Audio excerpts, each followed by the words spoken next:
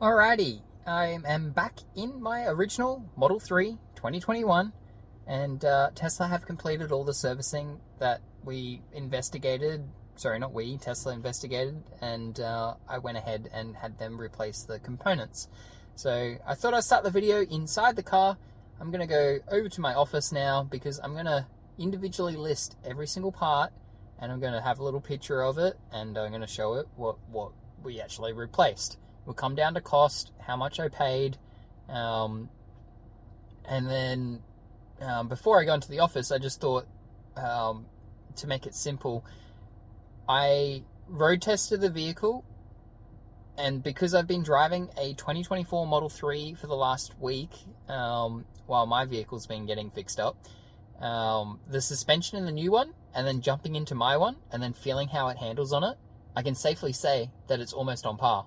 Or if not, it feels exactly the same.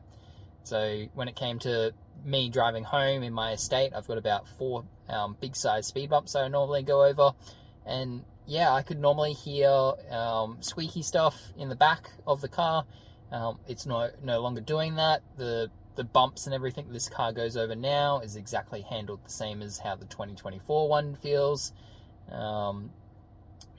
It's amazing, and I'm glad that I had all the components done, and yeah, let's get to the next bit. Alright, we're in the office now, so I needed to come out here because we've got a lot of parts to talk about what have been fitted and replaced on my vehicle. So I've got the invoice on my laptop just here on the side. So this one says diagnose for suspension concerns, and repair notes, inspected front and rear suspension components and rear drive unit mounts. All 3 drive unit bushes torn, replacement required. Both rear suspension knuckle ball joints worn, replacement required. Left hand and right hand front lower compliance and lateral link bushes torn, require replacement. So we've got some things going on there, and I was like, okay. So in my invoice, we've got the initial inspection, which is 0.50 hours. They charge $135 for that. The labor for compliance lower front pair remove and replace, that's also labor hours, 0.54. Got charged $145 for that one. Let's get on to the parts. Now, first one is the front lower compliance link assembly, right hand. It's got a part number, put that onto the side here. You can see what that is. That single unit price from Tesla directly is $209. We also need a front lower compliance link assembly left hand. So we're doing both left and right. So that's the part on the side for the left hand one. $209 for each of those ones. We got some nut and washer. These parts are really low cost. 2 of those required, unit price $4, we got $8. Moving on, correction, links lateral lower front pair remove and replace. We've got more labor on that, 0.54. Cost of that one is $145. Now we got some more parts. Nylon patch lateral link bolt. Quantity of 4, unit price $1.05. Okay, these are the cheapest things I'm seeing on this service agreement. Itemized invoice that I'm looking at. So those ones, the parts on the side, what you're looking at. More nuts and washers. It says an M14X 1.5. 2 of those required. That's what the part is on the side. Here's the more expensive part. Lower lateral link front. 2 of these required at a unit price of $280. So we've got a subtotal of $560. Moving further down on our correction, bushing rear drive unit. Labor hours, rear. Remove and replace, remove and replace.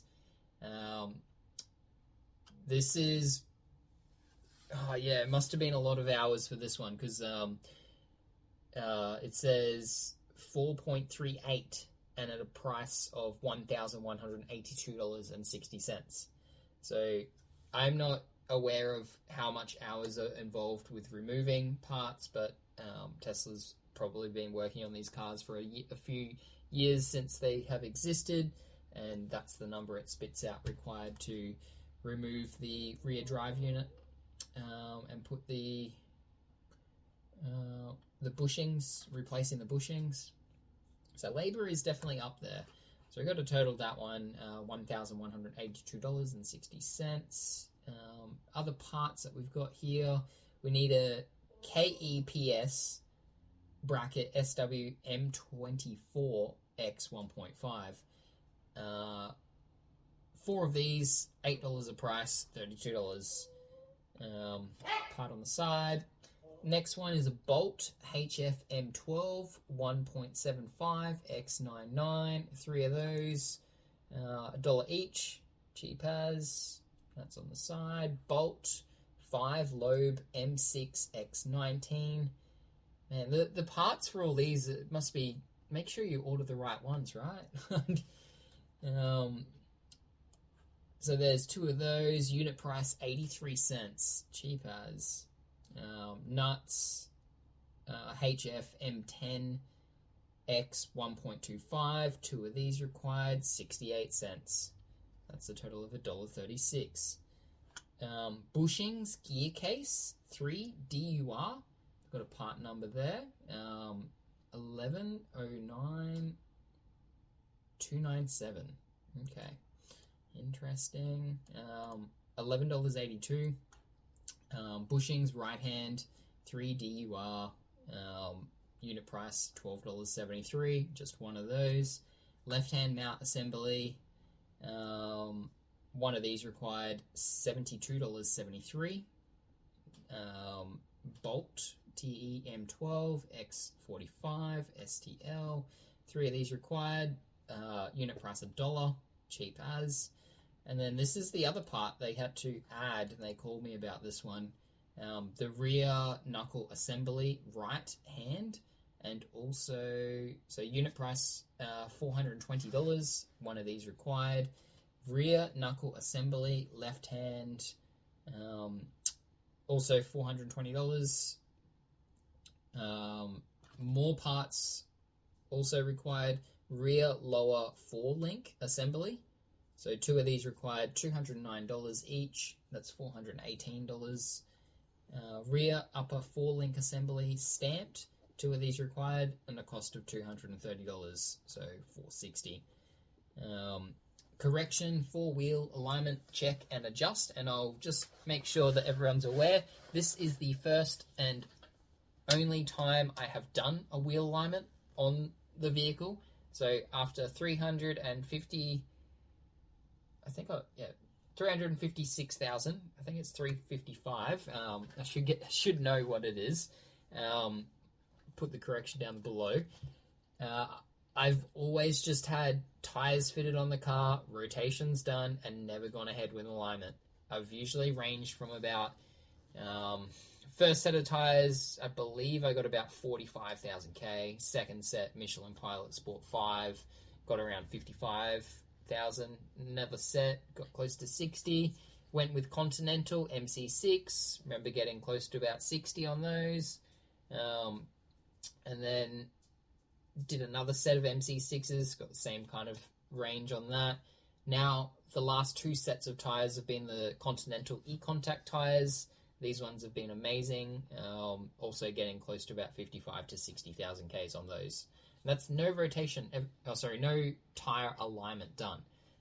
My first drive from the Tesla service center back to home, amazing. I could definitely feel the difference in the handling of, steering and that. So it probably does make a difference. Maybe I could get even further distance on the tires. So it's got here wheel alignment, check and adjust, labor hours 0.9, price $225. So that's the price you will pay if you want Tesla to do the wheel alignment on your car. And I actually never received a wheel alignment report from them, so I'll probably try and chase them up on that to see, because it's probably something you get, right? A piece of paper, it tells you what the previous tolerances were and what the new ones were. it's just numbers. I don't think everyone wants it. They're just like, is your car fixed? Is it good? Yeah, sweet. Keep going. So we've got a subtotal here. Total parts, $2,854.88. Total labor, $1,834.20. We've got a total here of labor, which is 6.86. Service center hourly rate is set at $270. So all up, our total for the experience that I went through is $5,157.99. Now I've got a accumulation of referral credits, and I've got to thank lots of people on this group. I don't know who you are. Sorry, the names came up and it's on the list. I do know who you are. So thank you to those if you did happen to use my referral code. I know for people that were ordering Teslas before December last year, there was $1,400 discount for the buyers and $700 discount or $700 credit to the referrer, which you can put to me if you want. Okay. That was really good. Tesla were really able to utilize those credits that I had to go towards the repairs on this one. So I didn't spend $5,157. I spent $2,700 out of my own money, and the rest was from the referral credits. Now, I'm going to just stop the video for a second because I've got to go spill some beans on some other numbers. So obviously I'm going to get some people questioning, that's a lot of money for your servicing. But let's get into some more crucial numbers of what I've done with my vehicle over the last 4 years and do it as a comparison.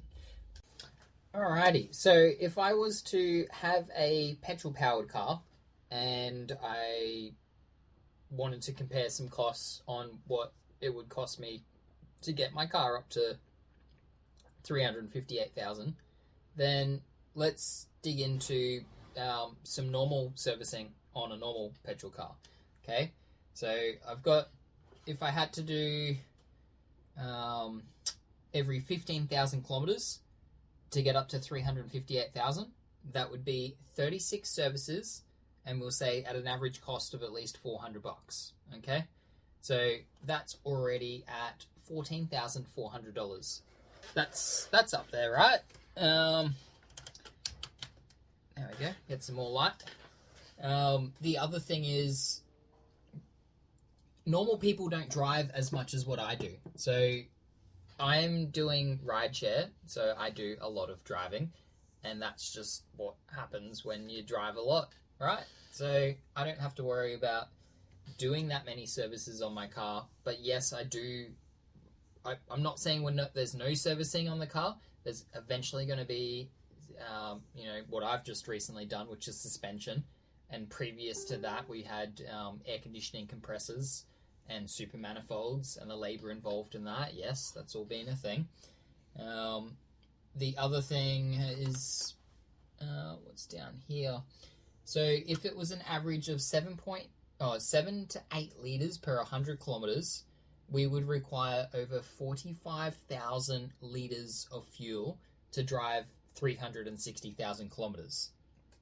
So 360,000 kilometers at an average of $1.85 per liter would work out to be, what do we got here? $83,250 would be spent on fuel.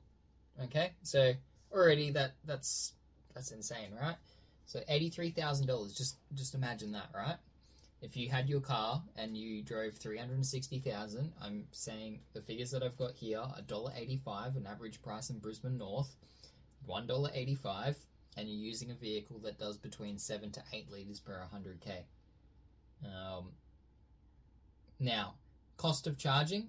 I've been tracking my car since the day dot that I got it. So I can tell you that I have required, 46,352 kilowatt hours of energy has been required for me to drive that distance. An additional 4,023 kilowatt hours has been required from supercharging on top of that. Now, Let's see, going down here. So 46,352 kilowatt hours at an average cost, if I was using fast chargers and I was paying, say, 58 cents per kilowatt hour, would work out to be $26,888.80. Now, off-peak costs, if we were doing the same amount of kilowatt hours required at 8 cents and I was only using off-peak charge rate, would bring that $26,888 down to $3,708. Mind-blowing, right? Now, I've my charging sessions that I normally do at out and about are either Tesla, Evie Networks, or Elanga. And all three of those providers, I've had free charging with them due to running either promotional stuff with them or featuring their chargers in this page. So I don't have any of those costs. Also, if I am charging at home, those that know I've got solar and Powerwall, me and my wife have either utilized charge on solar feature, or I'm charging my car off the batteries in the evening, and we're not using from the grid. What we're doing with the grid, with those Powerwalls, is we're sending back electricity to the grid and getting paid spot prices through Amber Electric as a retailer, and they're paying us higher prices on the exports. If there's price spikes, we're seeing between as high as $19.30 per kilowatt hour. If it's an average normal afternoon into the evening, it's averaging between 28 cents to 48 cents per kilowatt hour is what I'm seeing.